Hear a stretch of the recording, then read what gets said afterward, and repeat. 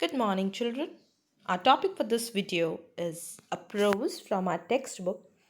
The name of the chapter is I Am Malala and it is written by Agamoni Barbara. So let's know about the author. Agamoni Barbara is a writer and blogger who also edited a magazine called Eclectic Northeast.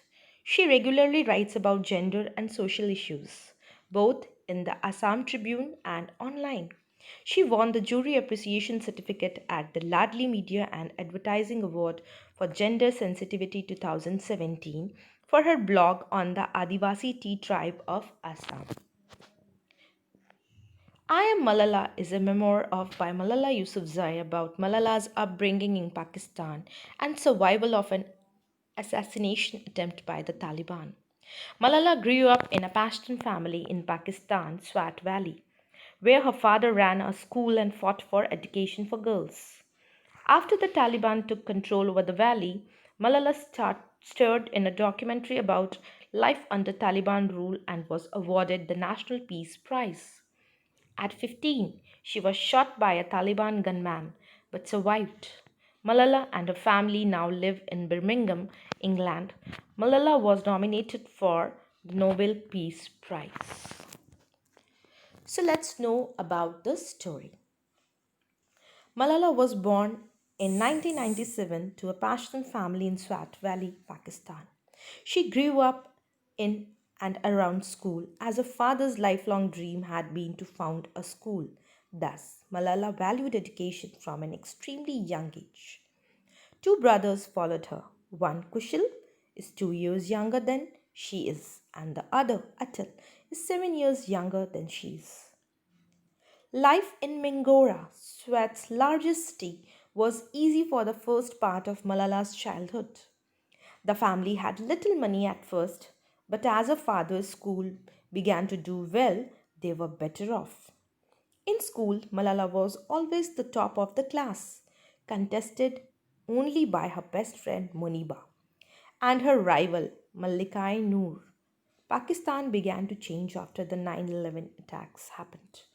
Power continuously shifted, as did the nation's international reputation. One autumn, an earthquake devastated Swat Valley, leaving its people suffering and vulnerable and eager for some sort of leadership.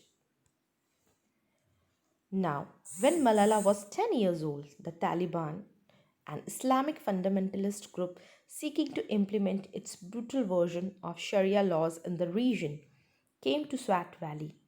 It was led by a man named Fazullah, who at first appealed to many people because of his charisma and rationality.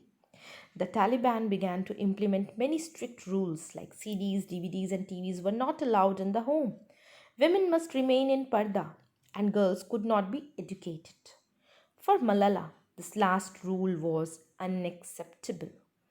She and her father began to speak out strongly and publicly against Talibanization. Malala even began to write a diary about life as a girl under the Taliban, using a pseudonym so it could not be traced to her. At last, the Pakistani army said that they had struck a deal with the Taliban to institute Sharia laws in Swat in return for peace, but unfortunately, this peace did not last. The situation got so bad that the scores of people left Swat Valley.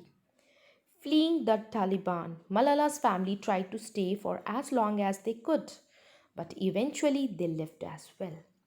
They became IDPs, that means internally displaced persons, living outside of Swat for 3 months before they were able to return when the army announced that the Taliban had allegedly been driven out of the valley.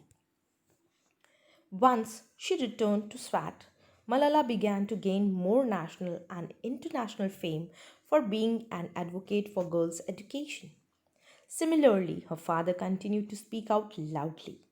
Pakistan was shaken up when the United States Navy SEALs conducted a raid on a compound in Abbottabad, where Osama bin Laden, the world's most wanted terrorist, had apparently been hiding out for years.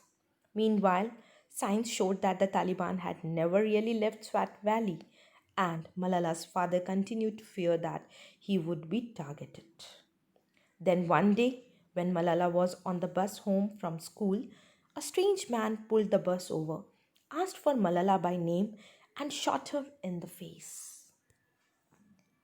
Malala was taken to an army hospital in Peshawar and given an operation that gave her brain space to swell where the bullet hit it. Everyone prayed that she would survive, but they were unsure. A pair of British doctors came from Rawalpindi to assess her and the hospital. They determined that she had to be moved if she was to survive. First, they moved her to a high security army hospital in Rawalpindi. But then she was moved abroad to Birmingham, United Kingdom, where she was treated more extensively. Her family followed her 10 days later. They did not return to Pakistan, instead, settling in an apartment and then a house in Birmingham.